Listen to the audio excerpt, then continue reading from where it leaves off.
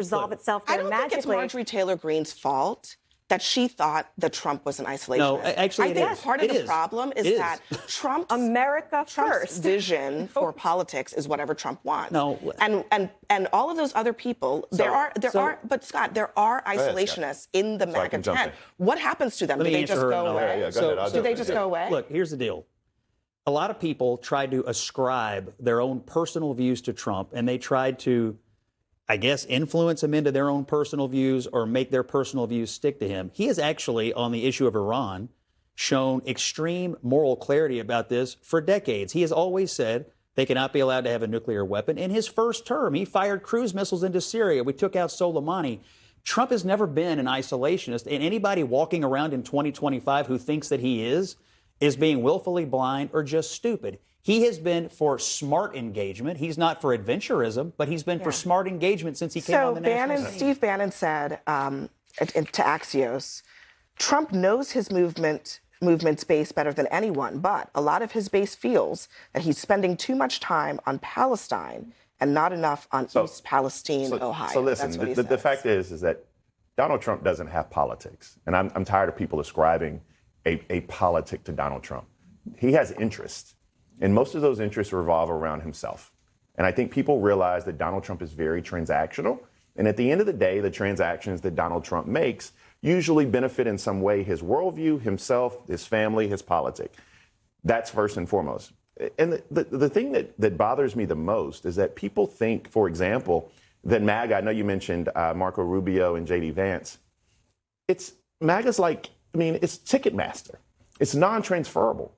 If J.D. Vance or Marco Rubio think they're about to inherit the MAGA base, there's nothing about J.D. Vance. Let me put a bow on this. One more thing. Because what they don't realize is that even a part of this MAGA base, the fact that we're even mentioning Nick Fuentes, he's 4'11", he's misogynistic, and he's anti-Semitic, but yet he is somebody who has the pulse of the Republican base right now. They need to excise him. That's absolutely Nick false. does not have the pulse of the Republican base. It's what Democrats want to say, to divide the Republican base when that isn't true. But I want to go back to something really quick.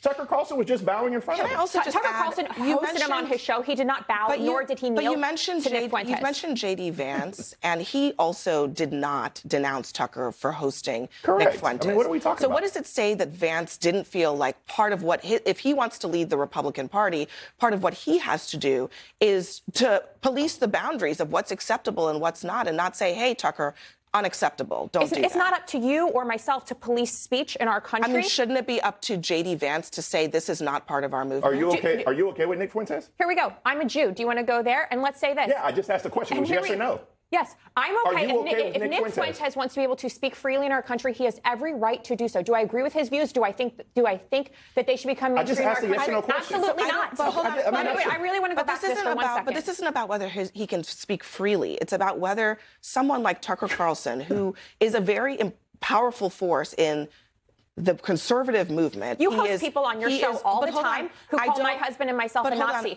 So how is that any different from Tucker Carlson going on Nick Fuentes having Tucker Carlson on his show? It's not different. He's actually anti-Semitic. He's anti-Semitic. A Hitler admirer. Nick Fuentes is actually a Hitler admirer. But he literally is not a good human being. That is a different thing. Excuse me. You have Jennifer Welch on your show very often, and you've never pushed back as she has called my husband a white nationalist. Hold on. That is no different than Nick Fuentes going on Tucker Carlson's show. It's not, and you should admit it. Well, hold on. Wait, hold on. How is it anything similar? It's not remotely similar at all. Nick Fuentes sits around and says that he likes Hitler. How is that similar? What does Katie have to do with that? What does she have to do with that? She has nothing to do with that. Literally nothing. Scott, Katie is the person who just said to me that it is comparable to say that Nick Fuentes, who is literally a neo-Nazi, is the same as somebody, a liberal, who has an opinion who is not a neo-Nazi. They are not a hateful opinion. The same. How do you want? Excuse me. Let's go back to this point one more time. But Nick Fuentes can espouse an opinion on Tucker Carlson's show. It is not the same. And he didn't push back the same way you didn't push back when someone called someone in my family a Nazi. Hold on a second. It's not different. Hold on a second. It's not. If someone comes on this show and says, I love Hitler and I admire what he did, they would never, first of all, I would never invite them on the show and they would never be invited back. So those two things are not the same thing. But yet you've gone on Jennifer Welch's podcast. It's the same thing. They are not the same thing. What I think is so, but Katie, hold on, Katie. No, we can do you believe that Jennifer Welch has a right to say something negative about your husband? The same way Nick Fuentes has the right to say what he wants to say. So you think that it's okay? Hold on. Do you think it is okay for Jennifer Welch? Is she allowed to say something negative about your husband? Absolutely, and it's your job as a moderator then to push back. So that's the first thing. It's the same way you're asking Tucker Carlson to push back against Nick Fuentes. But hold on, Nick Fuentes. Is it not different? Nick Fuentes is espousing. He's not describing someone else as a Nazi. He is saying, I admire Nazis. You don't think that's a different thing? Do you believe my husband's a Nazi? You allow someone on your show to say it. Do you think those things are different or not? I don't think anybody it's around the same equitable comparison for Nick Fuentes to go on Tucker Carlson's show as you to have people to have on your show. You are making a comparison of two things that are not in any way the same.